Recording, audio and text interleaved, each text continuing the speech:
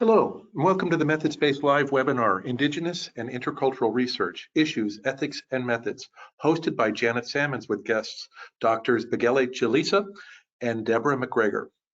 Well, this is Michael Todd, and I'm the Social Science Communications Manager at SAGE Publishing. And I want to let you know that this one-hour webinar will be recorded and archived for future viewing. And I know we have a lot of people from Australia and New Zealand that were interested in this that will be viewing it this way through the recording. We'll be sending out a link to view it and to access the slides to all registrants in the coming weeks, and it'll also be available on methodspace.com, of course. Our host today is Janet Salmons, the methods guru for SAGE's MethodSpace web community and a free-range scholar through Vision to Lead. As a qualitative methodologist, she has extensive experience supervising doctoral research and writing about methods.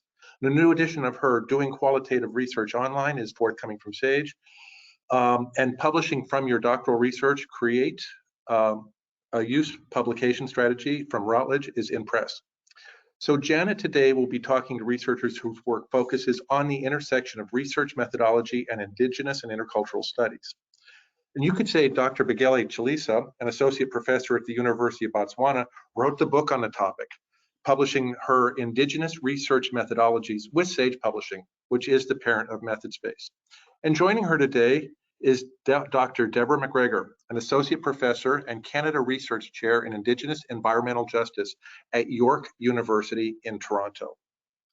So if any of you have any problems with the audio or viewing mode during the webinar, please use the Q&A box, probably on the right side of your screen, and one of our helpful team members will get back to you ASAP. At the end of the presentations, we will have some time for Q&A from the attendees, so please also use the Q&A box to ask any questions to our guests. And feel free to post questions throughout the webinar, but we will address them during the Q&A portion. So if the mood strikes, feel free to put something in the question box. And please also take note of the webinar hashtag #MethodSpaceLive, and feel free to ask questions or leave comments there. And if you don't mind, why not send us a message telling us where you're logging in from in our chat box now. And without any further ado, I'm going to pass it over to Janet. Hello, everyone, and welcome. So happy that you can join us. The agenda here suggests that what we're doing today is kind of an interactive panel style of webinar. After a brief overview, we'll hear from both of our panelists, and then we will open it up to questions. So I wanted to just first welcome you to MethodSpace Live. And if you aren't familiar with MethodSpace, through original post, guest mentors and residents, open access resources, and webinars like this one, we explore methods for designing and conducting research, writing about and sharing findings in ways that make a difference.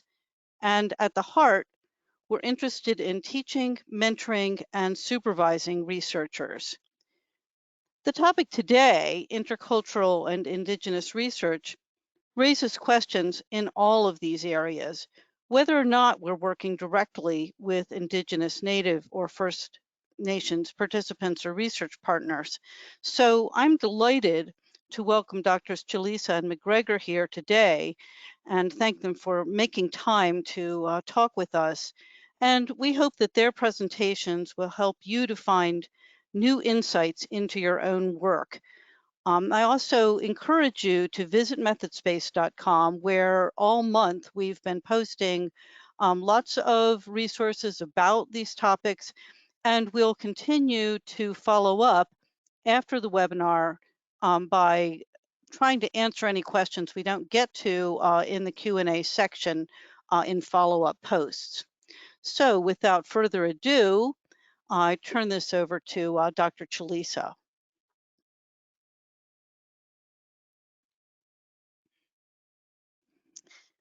And remember to unmute.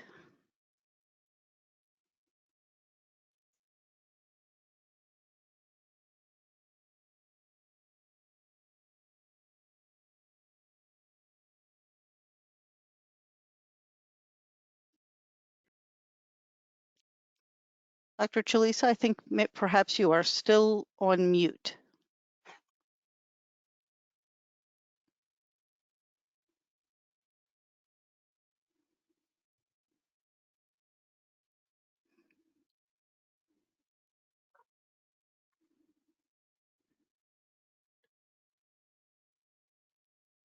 Bagele, can you hear us? Okay, now I can hear you. Excellent. Okay. Thank you. Thank you, everybody. Yeah, thank you, everybody, for coming to this webinar. Thank you for coming to share your thoughts about doing cultural appropriate research, doing research that is inclusive of all knowledge systems. I've written a book on Indigenous Research Methodologies, and today I want to share with you my thoughts about it and the process that led me to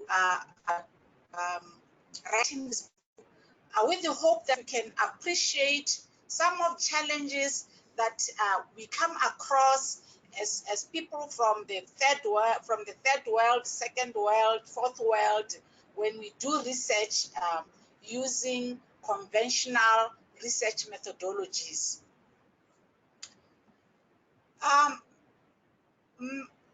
The themes in my book and what I write about in my book comes from my experiences with doing research in Botswana, my country.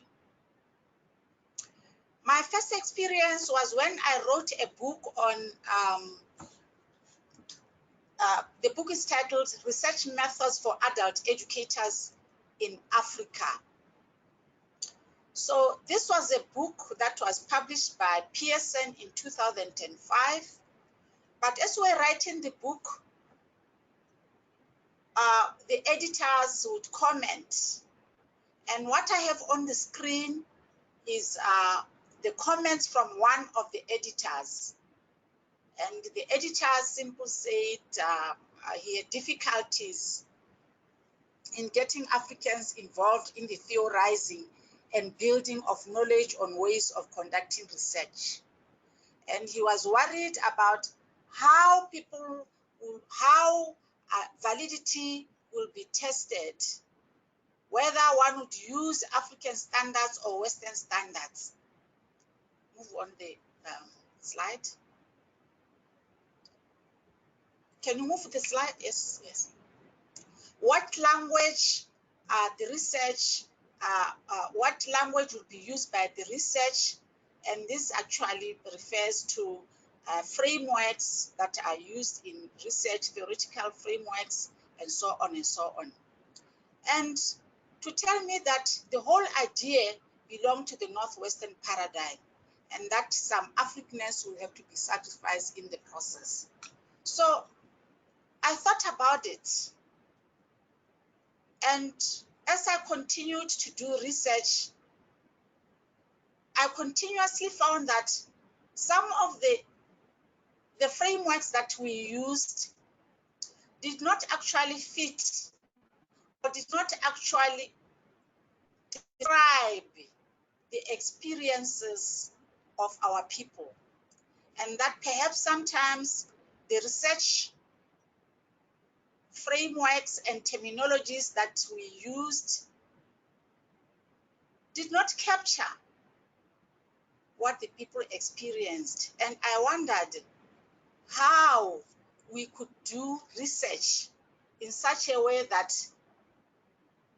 the experiences of the marginalized, those whose voices have not been heard for a long, long time, or those whose voices have been presented in frameworks that are not familiar to these marginalized people, how we can begin to think about ways to present their frameworks such that they can recognize themselves when we write our reports.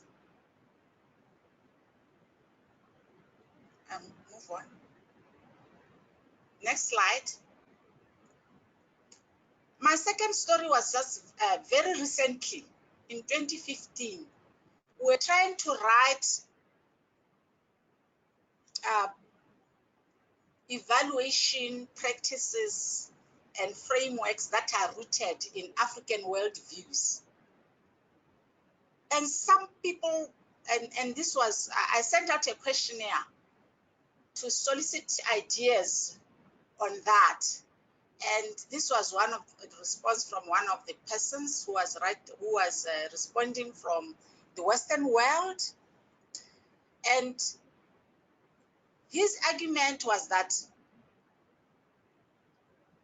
really one should not even start to think about an African perspective, because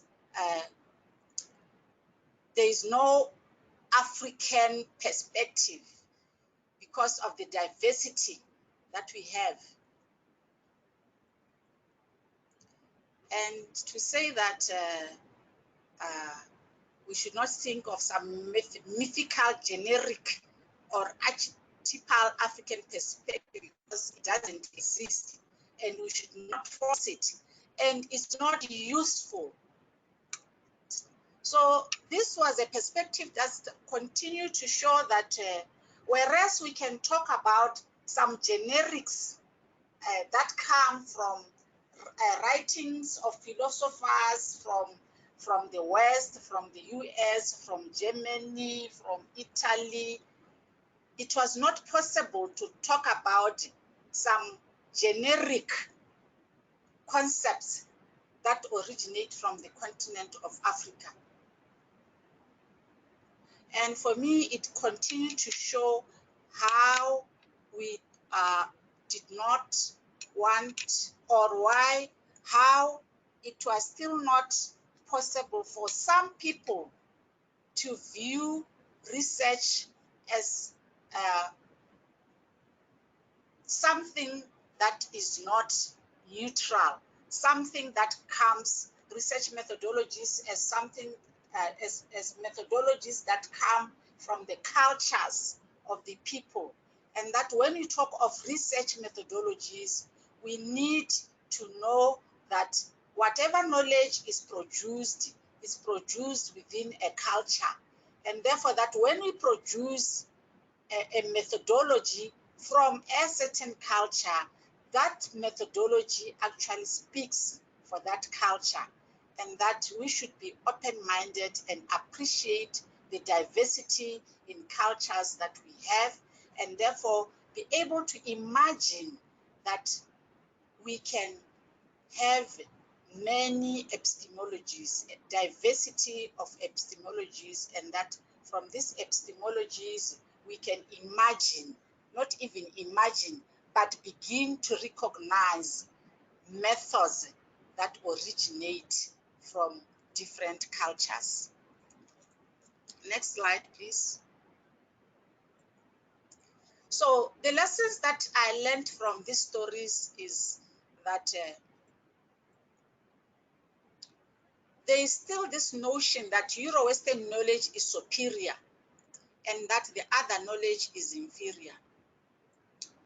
And there is this fixation of researchers on the cultures of the studied people, the First Nations, the formerly colonized from Africa, the third and the fourth world countries, developing and underdeveloped. There is this thinking that nothing can come from these people. And that's an indication that we have for a long time excluded some methodologies that exist in these cultures. Next slide. Next slide. From the research, you could also appreciate the deficit theorizing, the labeling and negative stereotypes that comes from the books that we write, and that comes from the research reports that we do, and that actually shows, especially in evaluation research, in international development projects, there are so many evaluations that are done using methodologies that come from mostly from the West. And the painful thing about it is that you'll find that in most cases the researchers, the evaluators will report that the interventions or the projects and the programs are doing well.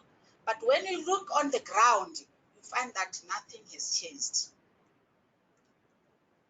And this is actually because of what I've called academic imperialism, a tendency to use models, evaluation models, and frameworks that come from the West.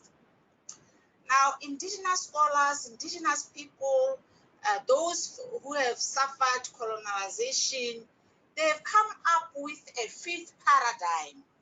We talk of the big four paradigm: post-positivism, interpretivism, transformative, and pragmatic paradigms. We talk of the big four, and this is now the current talk now is the big four. Do we need a fifth paradigm? Is there a fifth paradigm that needs to be included? That is the debate that we have, and scholars from indigenous scholars and scholars for whose knowledge systems have been marginalized are thinking of a fifth paradigm, and this falls under the umbrella of indigenous paradigms. And the debate is that the way research is done among indigenous, the majority of indigenous peoples and the formerly colonized in Africa, we can actually see some differences in the emphasis on reality, the nature of reality. We believe that we believe in the connectedness of things. We believe that human beings are connected to the environment, and that when we do research, we cannot do research without studying the relationships that people have with the environment. So thus we talk a lot about relationality, relations, building relations. When you do your research, you have to ask yourself, is this research building relationships? Is it creating harmony between the people and their environment? These are the issues that we dwell in a lot when we do indigenous research, and when we look at the ways of knowing, we are not throwing away what we have learned from the West. We believe in putting things together. We believe in integration of knowledge systems. We believe in a system.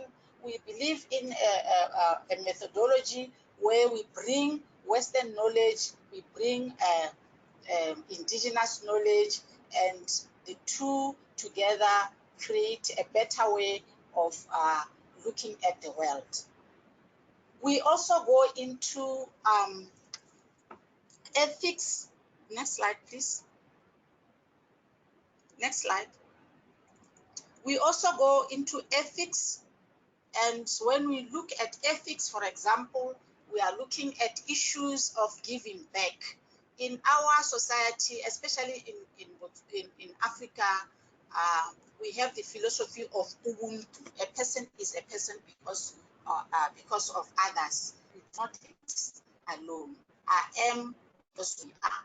And this I am because we are, it's into the relationships, relationship building when we are doing research, connecting with the researchers, treating them as you treat yourself, asking yourself, what are you giving back to the community? Asking yourself as a researcher, what is your responsibility?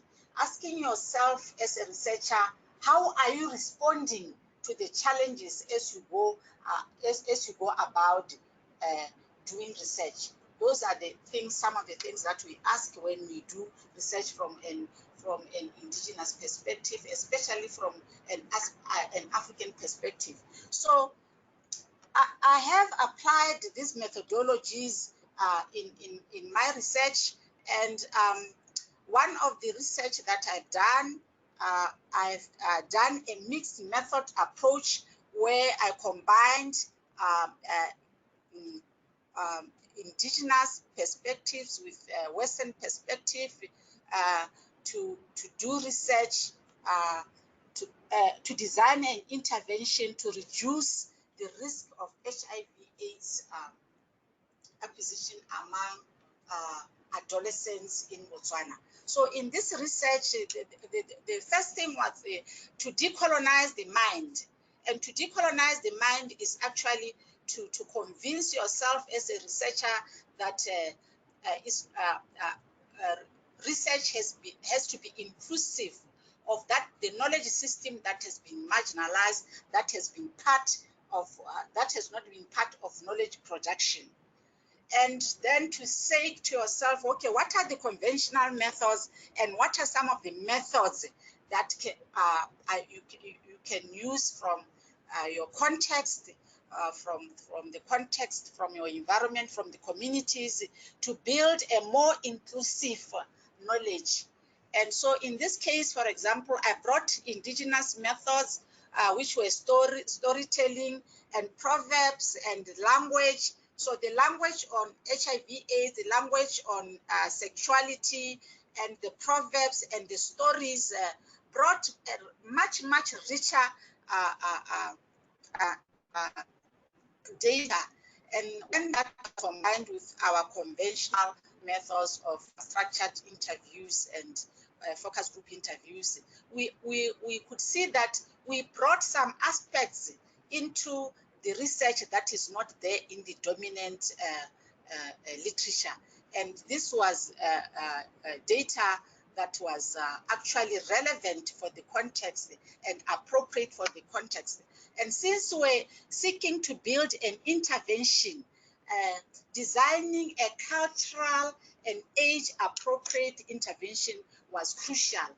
And we could only do so if we brought the indigenous methods to tap on some of the knowledge that would have been difficult for us if we used the conventional methods. And so we did that, and we call that the elicitation phase. And then with that data, we expanded on the questionnaire that was the common questionnaire that was used on behavioral change. We expanded on it to include aspects that were culturally relevant and age appropriate. And with that, we built an intervention based on behavioral change theory from the West, but adapted using the data that we got from the communities. And with that, we created an intervention, and we wanted to test the intervention for efficacy.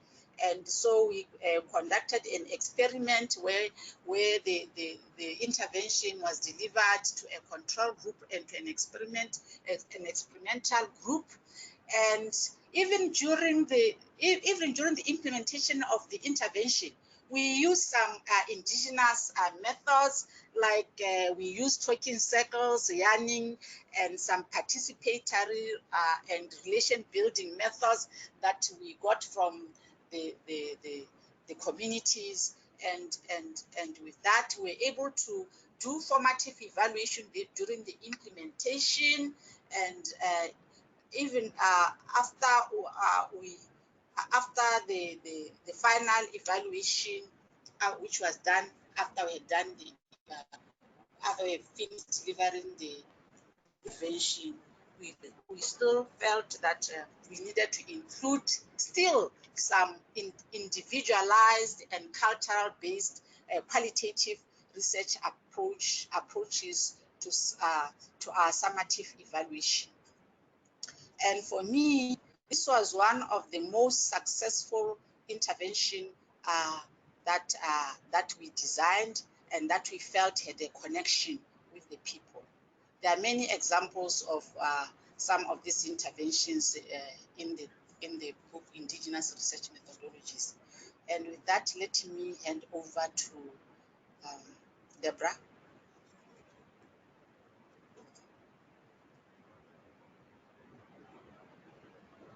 Thank you. Hello. Can you hear me? Yes. Oh, okay, good. So thank you for that. I enjoyed that and learned quite a bit, and I did enjoy your last book, and I'm looking forward to reading the new version. So thank you.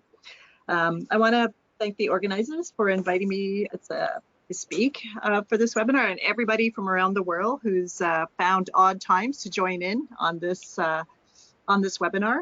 So thank you for that. So I just wanted to briefly kind of introduce the perspective that I would be coming from. A lot of my research is with First Nations in Ontario and in Canada, and focused a lot on Indigenous knowledge, which is why this I decided to focus a little bit on traditional knowledge and the kind of research that I'm doing in relation to environmental justice. I also started to start thinking around research kind of justice kind of questions, just building a bit on what Bagele said in terms of how knowledge, Indigenous knowledge is, or any doesn't even have to be Indigenous, any knowledge coming from Indigenous people isn't valued as much as other knowledges, and how that's still a problem, even though, like, why is that still a problem for us? Why are we still asking that question? When at this point, I sort of think it's a bit of a no-brainer. But that's what a lot of my research was around: Indigenous knowledge systems, traditional knowledge, and how these would improve environmental governance, environmental resource management decisions, and supporting First Nations in their advocacy to be involved in these broader processes that impact their lives and impact their lands and their well-being. So that's a big part of my research, and some of that was done through the academy, and some of it was done directly with First Nations. So doing research directly with them outside of the academy. So I'll reflect on that as it kind of makes sense as we go through this. So we can go to the next slide. So in Canada, the Royal Commission on Aboriginal People was a commission that came out to try to understand the relationship between Aboriginal peoples, that's what they said at the time, now we say Indigenous peoples, and the Canadian state. There'd been a lot of conflict, usually over land. But what the Royal Commission did was it also set up a process for how they were going to engage in their knowledge gathering, basically. And so they did set up a commission made up of half Indigenous peoples and the other half non-Indigenous commissioners.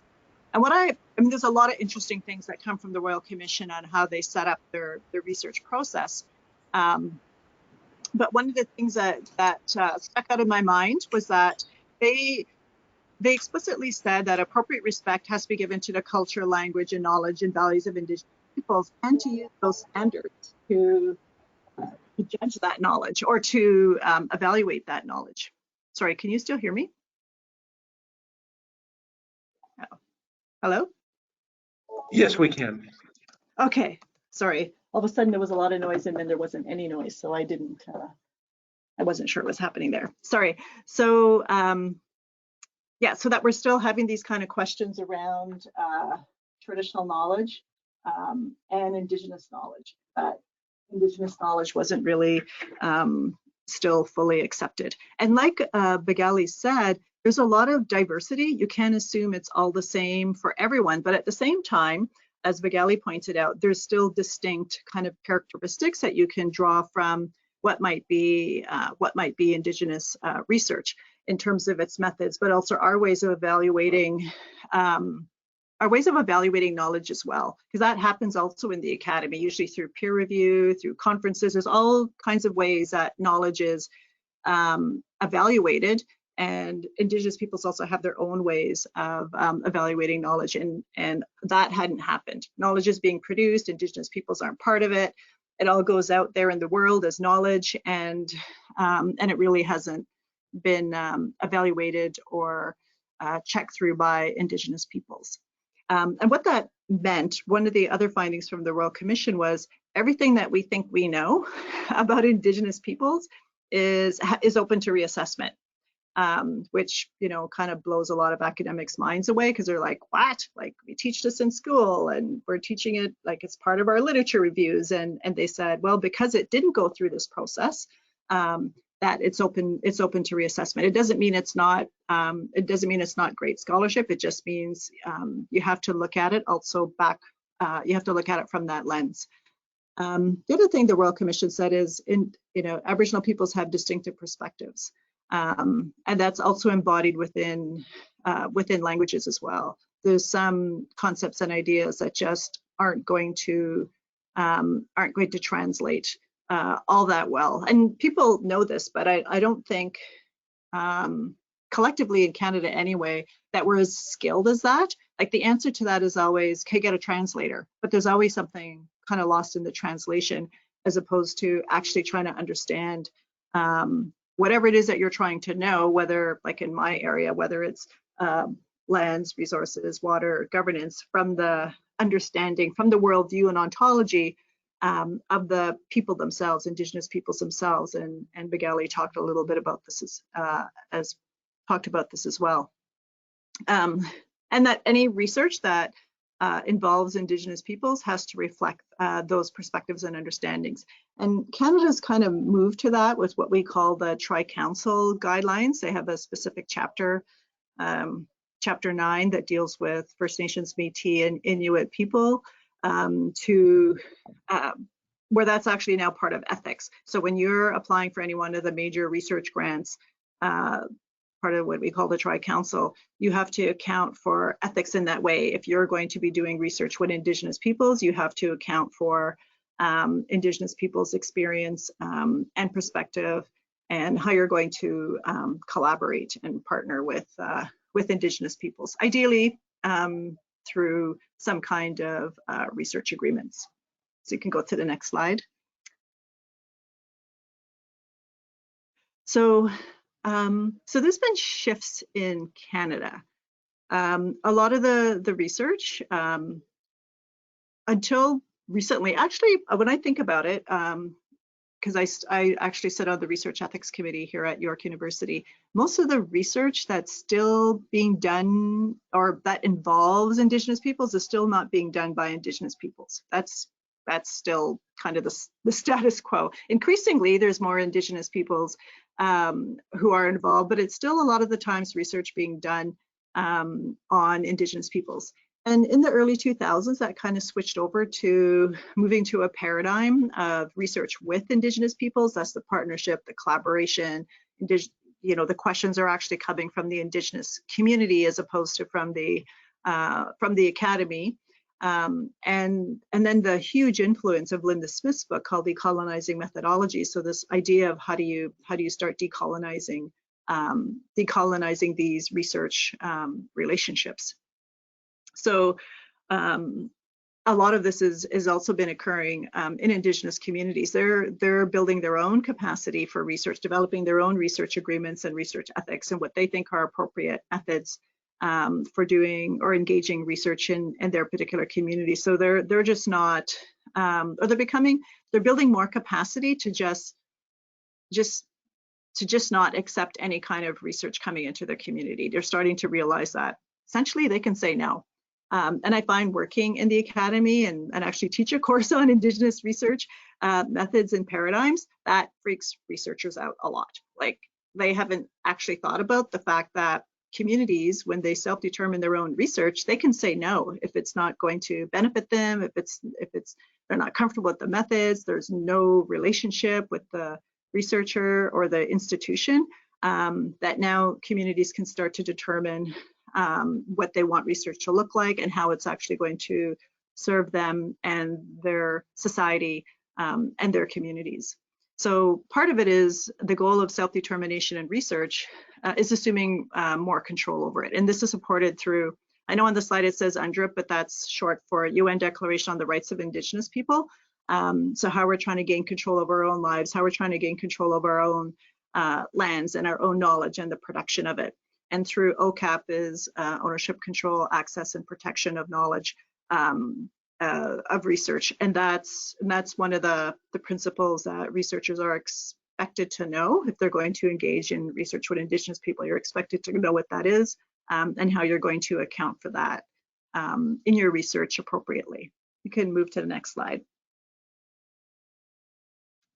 So we're talking about knowledge sovereignty, we're talking about self-determination in research, but there's still, as Bagele pointed out, there's still a lot of it's not perfect. There's still a lot of challenges in having these ideas accepted. Research still is very extractive, despite the inroads made over time. So that means it's still people coming into communities, going to Indigenous peoples and extracting knowledge from them. And unfortunately, a lot of methods are geared toward that. How do we get knowledge from people and then produce it and mobilize it in ways that don't make sense or are inaccessible to the community? So that's still, unfortunately, a dominant paradigm, and very challenging to move away from that paradigm. There's risks in research. So when a community or Indigenous peoples are trying to figure out whether they want to engage in research with others, they have to also consider the risks.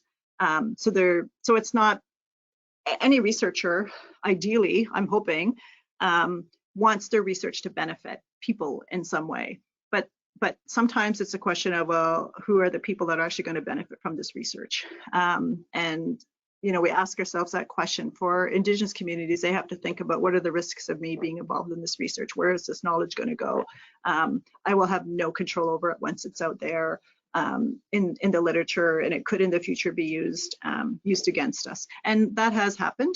That's generally what happens in often court cases where different expert witnesses are brought in to make a case or debunk a case. So that actually does happen quite a bit. So it is, there's risks to be involved in research.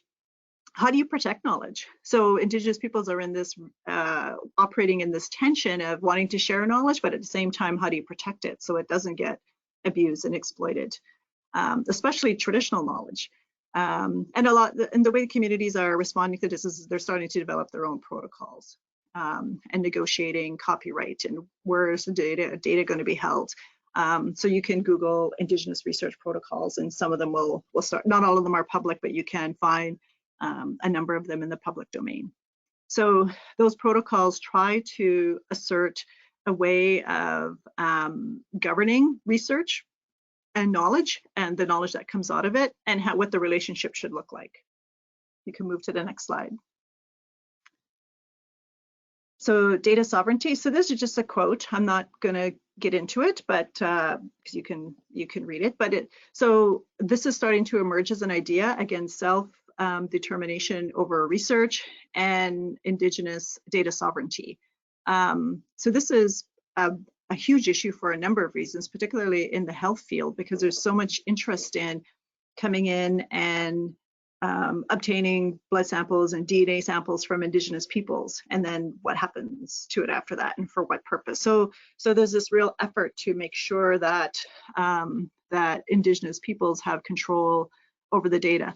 The limitation to this for many Indigenous communities, because they're small, and still unfortunately the case in Canada, the disparity between Canadian society and Indigenous peoples is still, and every indicator of well-being is still way below the Canadian average. A lot of communities don't have the capacity to be able to do this, although it's a goal to engage in being able to govern your own research. We could go to the next slide.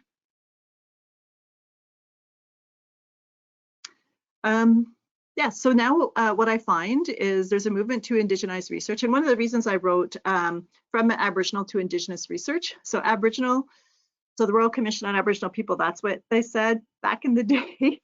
But now we've sort of switched over to Indigenous research, more in line with the UN Declaration on the Rights of Indigenous Peoples. And also a lot broader, because Aboriginal is more of a constitutional kind of legal definition and refers to a specific group of people, but it's a lot, it's actually, Indigenous is a lot broader than that.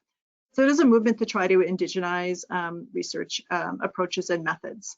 And so that's basically taking like existing, like let's say participatory action research, how do we indigenize that to make it kind of relevant and hopefully useful to Indigenous people, as opposed to what is an Indigenous actual research approach and method? What does that look like?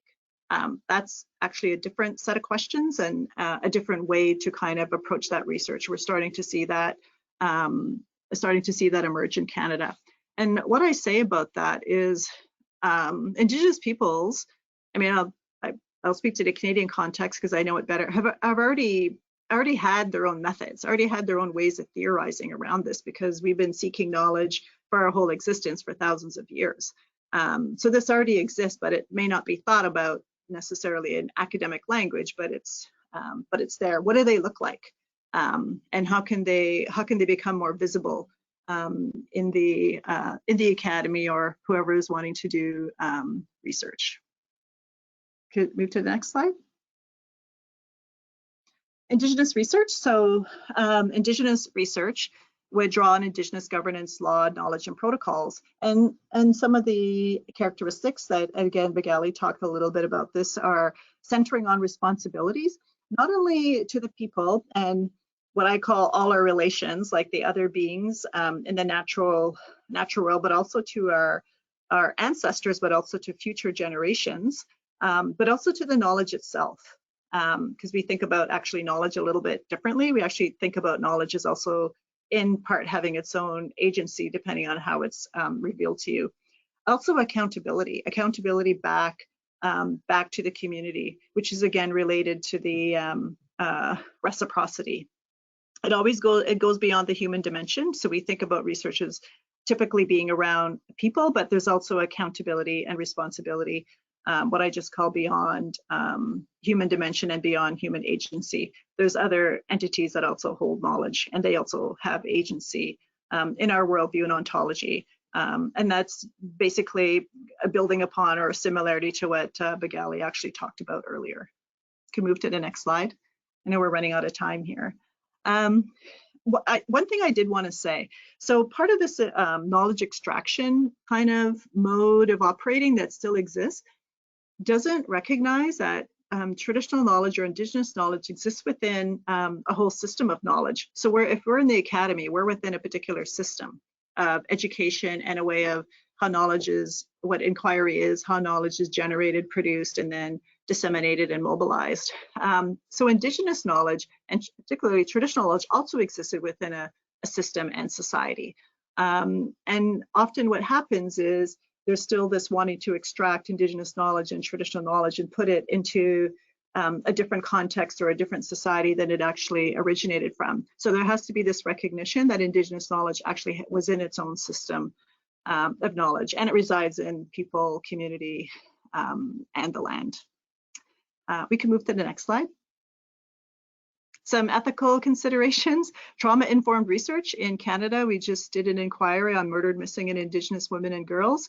Very much you could, when you're talking to people, to reveal the truth behind what's happening to Indigenous women and girls, it had better be trauma-informed, because you could very likely traumatize people again. So sometimes the questions that people have could actually traumatize participants of the research, or even you as the researcher could be traumatized in that process. So having to think about what does trauma-informed research look like? Who tells the stories? What kind of stories are there? Again, accountability, our moral and ethical, like our moral compass. Like sometimes we can get our ethics protocol through the system, but maybe it's actually not maybe the moral thing to do. Sometimes ethics falling to researchers in an unethical context can be awkward. And I mean, I could talk about this partly in the Q&A as well, if people have specific questions. So we can move on to the next slide. Yeah, so the next slide is that miigwech means thank you. So thank you for listening, and looking forward to the conversation and the questions that are emerging from the presentations today. Thank you to both of you. Just so interesting to hear the similarities and kind of distinctive experiences from both of your work. I'm wondering, before we open it up to questions, whether you have any other comments you would like to make to each other about what you've shared today.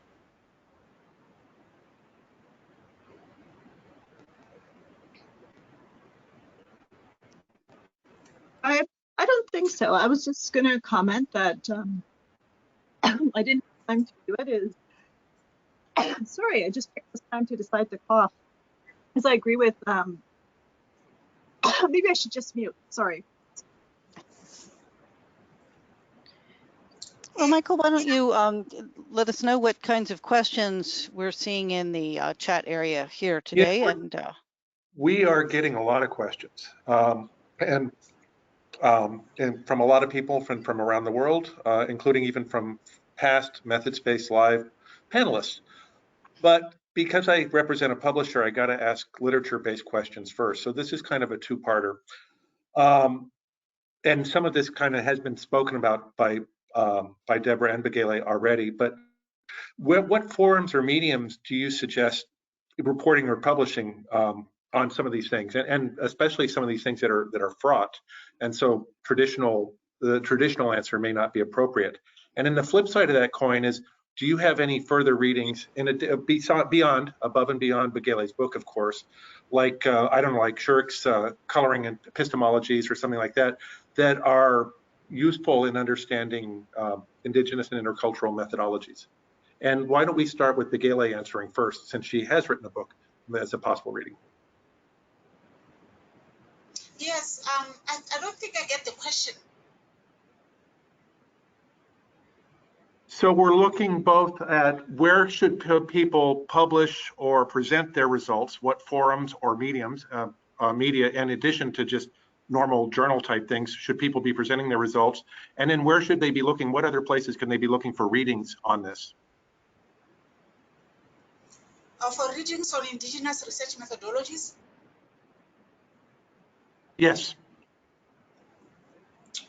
Well, I think now there's a lot of literature on Indigenous research methodologies. I think the first book was by Linda Smith, and there's a book by Sean Wilson, and then there's a book on Indigenous statistics.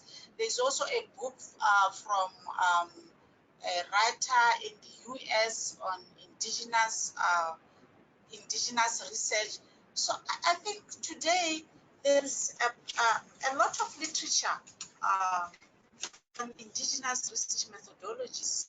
So I don't think there should be a problem in terms of trying to find the literature.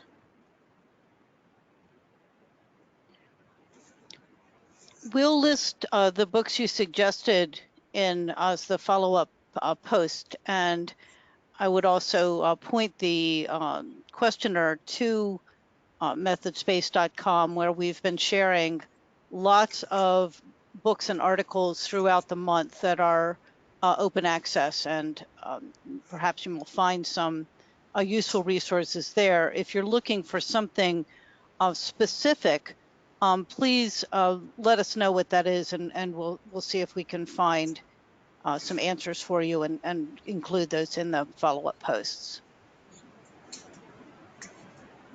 Hi, it's Deb here. What I thought I could probably add to that, and I think it's also on the website that Janet has kindly put up, is the work that's being led by Rosalind Edwards on Indigenous, non-Indigenous research partnerships projects. I believe the link to that website is available to folks.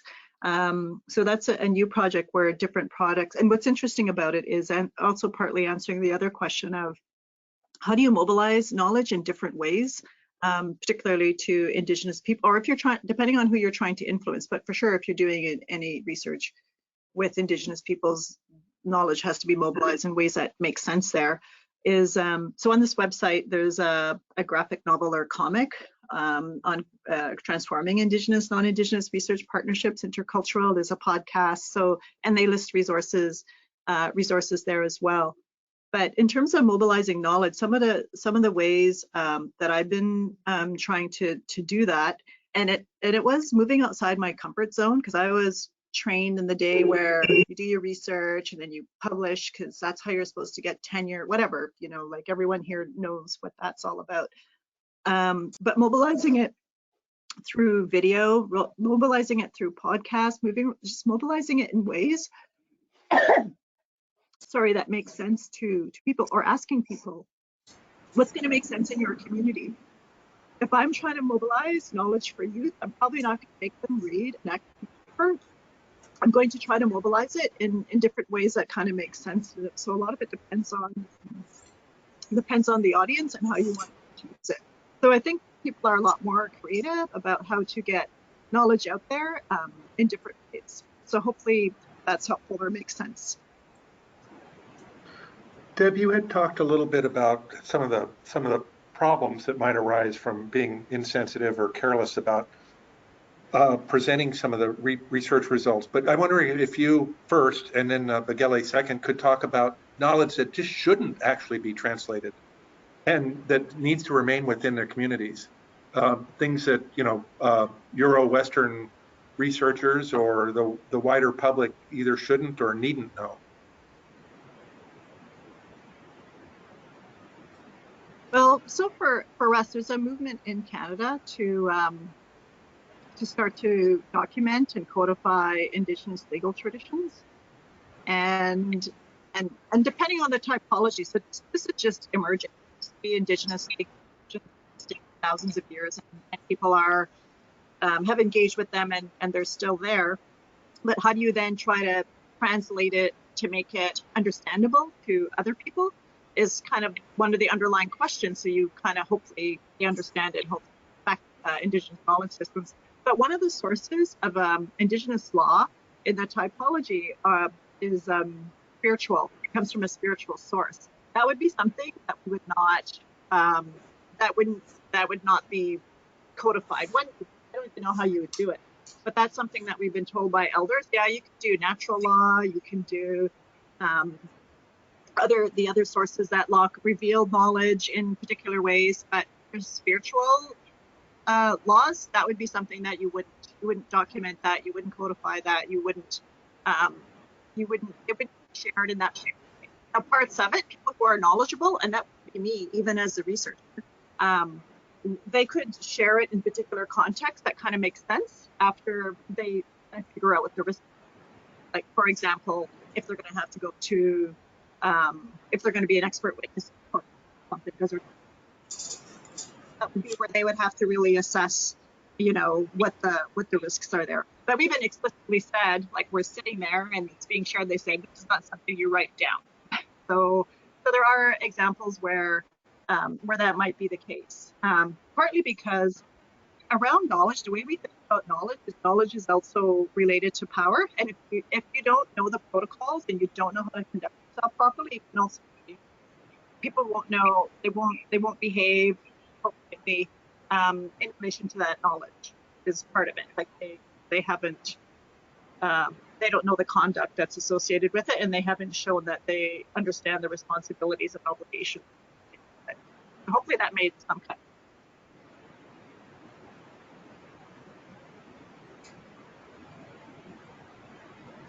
Yes, in the context of Botswana, when you talk about there are certain rituals that are performed in communities, and during those rituals, there may be sayings, there may be songs that are sung in those rituals. It's okay for people to sing those songs in the context of the rituals, but if you were to be heard singing the songs outside that ritual, that is a taboo, and it's unacceptable. The communities would actually take you to task for that. In terms of sharing knowledge, what knowledge can be shared, of course, there is knowledge that cannot be shared. Sometimes we wonder why there was this development, why they developed this aspect of sharing some knowledge with the outsiders and not other knowledges. I think I usually think about it in terms of the fear of plagiarism. If you share with researchers some knowledge, and the next thing they take it is theirs, and so this not sharing knowledge has become a way in which especially Indigenous knowledge holders, it has become a way of protecting their knowledge because of all the the abuse that has gone with indigenous knowledge. Sometimes researchers would come, and not some, they would come into the community, ask questions, and the next thing, the indigenous knowledge holders just learn that that herb that they talked about with a stranger that came from some place is now with the pharmaceuticals, and they're making lots of money. So the question of not sharing has is first because it may be a taboo to share, but it has also grown because of the distrust that indigenous people and especially indigenous knowledge holders have for researchers. The questions just keep rolling in. Just the stuff on IRBs alone would be worth a whole nother webinar. But I'm going to go broad for what's going to have to be our last question and ask each of you to answer in maybe just a little over a minute.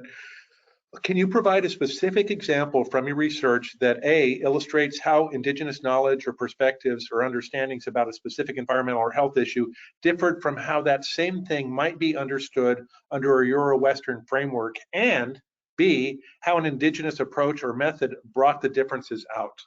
And remember, we're running out of time, but I would like both of you to answer. Who first? I'll give it a shot, see if I can answer this in 1 minute. So I do a lot of research on water justice. So one of the work that we did, like over 3 years with First Nation elders and traditional knowledge holders in Ontario, is that water is alive and a relative. So that's a different ontology what water is. And that's completely different than looking at water as a commodity and as a resource and as property. And so we did that work, and then we were wanting that to influence public policy. I mean, it's kind of in the radar, but you can imagine that kind of freaks a lot of resource managers out because that's not how they understand water at all. So that's a very different understanding of, and I can say that about a whole bunch of things, but that's one that comes to mind and within 1 minute. And the research method that we used for that is, I didn't want to do the typical university thing. Let me design a survey, interview, go out there and talk to 30 different elders. What we did was so in that kind of extractive mode, we did a knowledge sharing mode where we brought people together to different parts of Ontario. That was because there's a lot of different societies and cultures in Ontario. So Haudenosaunee had a Haudenosaunee session, Anishinaabeg had an Anishinaabeg session, where people could share knowledge with each other. So knowledge is staying with people, they could share with each other, as opposed to I'm the only one who knows anything and then I decide how I'm going to mobilize it later. So we used a very different a method, like we went to a knowledge sharing sort of method. So I would love to talk about all that, but that's one way that I could try to answer that question within 1 minute. It's a good question. Thank you. Yes, that is a very good question that I don't think I'm ready to answer now, but I can share some thoughts on what I've done and different ways of perceiving reality when you do research. And my first experience was when doing research on HIV/AIDS, and one of the ways of judging whether a community was ready to mitigate the impact of HIV/AIDS was to look at their knowledge. So there was a knowledge scale on HIV/AIDS prevention, transmission, and the transmission methods that were in that knowledge scale, which was a World Health Organization knowledge scale. The aspects that were tested was whether the people knew that you could get HIV/AIDS through blood transfusion, through injections, and for most of the time, people would know or they would not know. But the issue was the questions were irrelevant because in the context of Botswana, in the communities, the issue of drug injections was not an issue. The issue was transmission through some of the cultural practices that we had. Like, for example, if somebody lost their husband, or if somebody lost their husband, the natural thing to do would be in the community to say that you want to continue the family name. And in that case, if there was somebody in the compound or in the family, they would continue the role of the late husband. So in that way, HIV/AIDS was being transmitted because we had missed the point. The point was not in the transmission as it happens in the West, but transmission as it happens in our culture. And so, what are some of the methods that we could have used or should have been used? Participatory research involving the communities in defining what they felt the issues were, and also going further to understand the language of the people in the context of the way they perceive HIV/AIDS. So for me, the problem and the issues of the methodology issue is in the language.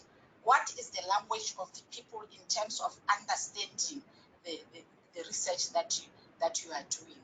And if they come up with frameworks or language that is different from what you know or what you see, then you have to understand their perspectives and be able to kind of try to solve problems in the context of the culture, in the context of their understanding of the problem.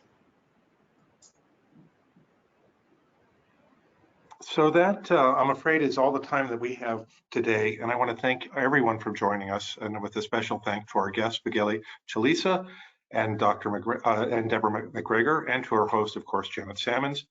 So in the coming weeks, be on the lookout for an email that's going to include a link to view the entire webinar and to the slides, and as well as to some of the answers to the questions that we did not have time to get to today. And there are a lot of them. And so we're hoping to spin out written answers to those on methodspace.com in the coming weeks. And please stay connected with us at methodspace.com for information about our next webinar, our next MethodSpace Live webinar, Joint Display Analysis for Mixed Methods Research, which is going to occur on May 14th. Thank you so very much, and goodbye.